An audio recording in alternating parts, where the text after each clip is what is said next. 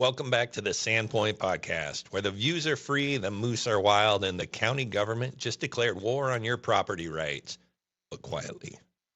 Like a passive-aggressive roommate with a clipboard. Today, we actually have a little bit of art behind us here.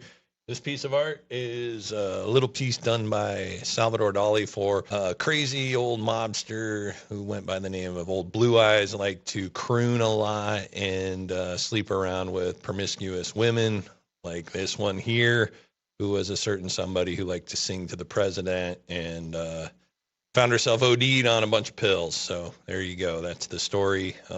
Basically, Blue Eyes was good buddies with Salvador Dali and wanted him. He commissioned him to paint a very nice portrait of this individual. And this is what he got.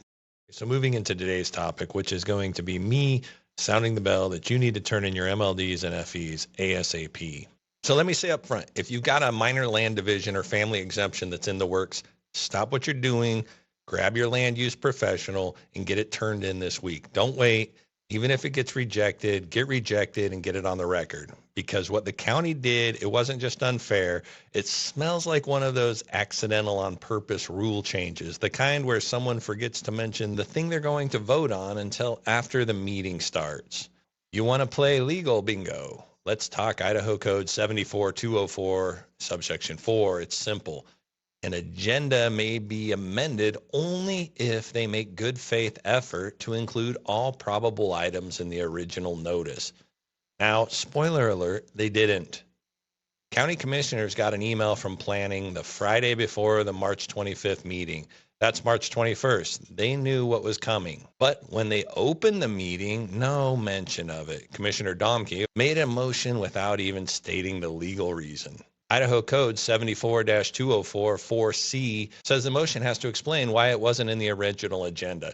It also says the minutes must show a declaration of emergency and the justification. Now, I just read the minutes. You want to know what's not there? The emergency, the justification, the accountability. Link below in the description. I also did a public records request where I got proof of the email noted above. So here's the move. Swamp them politely, legally, loudly. If you've got something in progress, submit it. They want to freeze growth? Let them freeze dozens of applications this week. Make it clear that this wasn't a hiccup. It was a hostile maneuver. And I'm not saying this because I've got a dog in the fight. I've got land, and I've got people counting on that land, just like you.